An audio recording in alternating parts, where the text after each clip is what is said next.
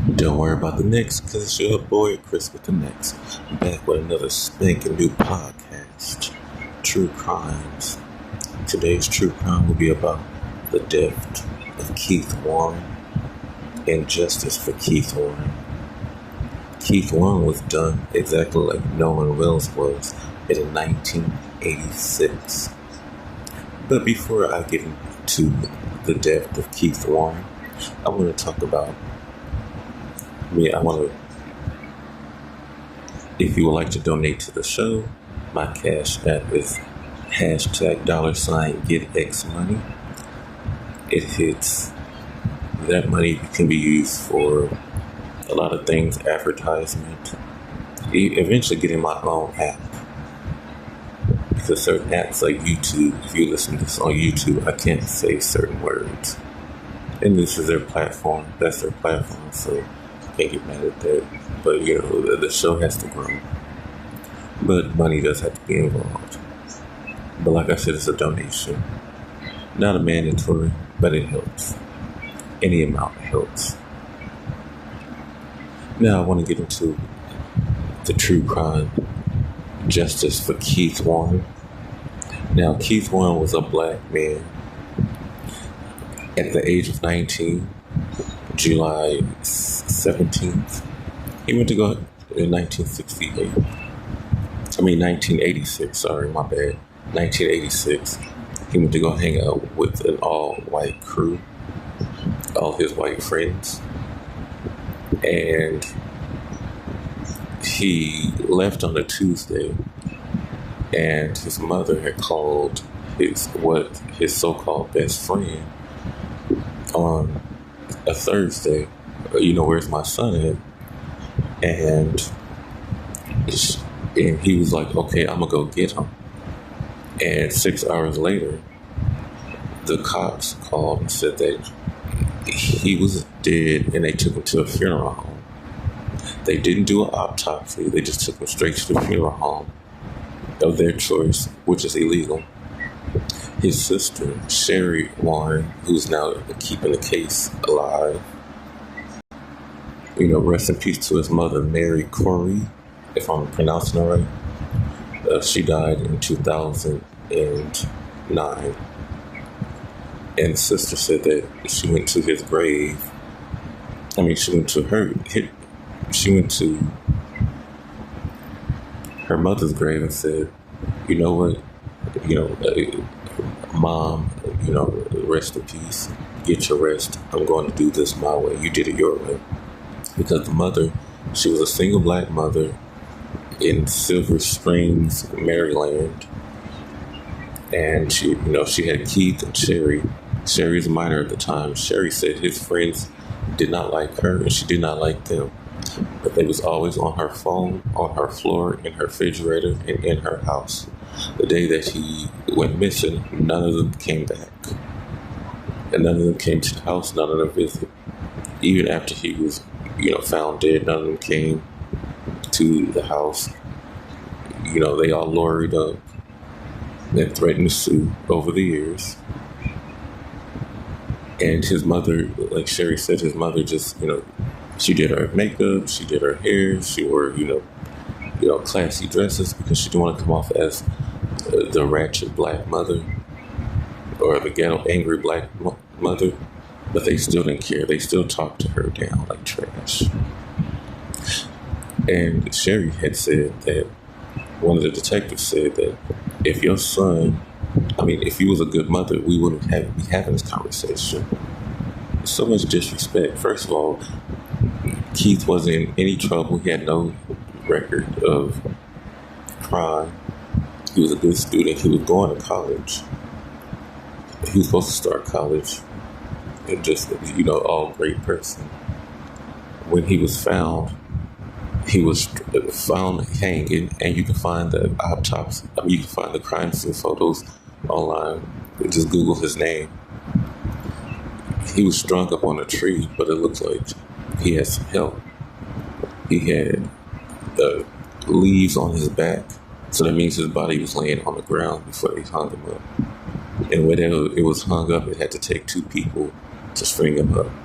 and his feet was not dangling off the ground. Also, the clothes that he was wearing was not the clothes that he left in.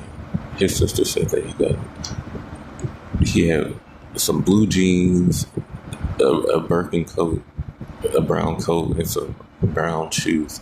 They got the brown shoes, they got the wine cooler box back, they got the boots and a coat back.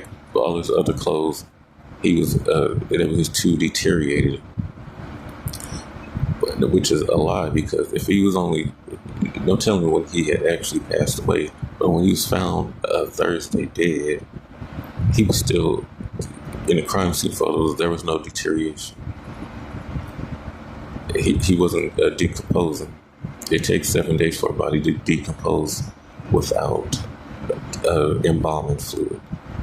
And by them embalming him right away, they had something to do with it, allegedly. But we already know how this case goes, because there's so many stories that keep coming out like this. There was a soldier who was found the same way. He was like 200, not 200 pounds, but he was very buff, tall. He was found the exact same way as Keith Warren. Feet not off the ground. They couldn't view his body. They couldn't see the body. I can't remember his name, but Philip Scott had talked about it. He deserves justice. Now, on what would have been his 22nd birthday 2 years later, that's when the mom had got the crime scene photos. And somebody had put, not only did they put the crime scene photos in that packet at her door with no address returned, they also had they also had a note that said, "Don't worry, Mark will be next." Now, Mark Finley was an acquaintance of Keith Warren. They weren't friends. His sister said the last time they hung out, they got into a fight. But even though they was acquaintances, he was there at the time that Mark's body was discovered. And he was going to call the mom and tell her everything that he knew. And 5 months later, he was found dead from a bike accident. But his autopsy reports either he got hit by a car or a bat. So it was a blunt force trauma. So somebody in Maryland is covering something up, and justice needs to be served. Rest in peace to the mother. Rest in peace to Mary. Sherry, do your thing.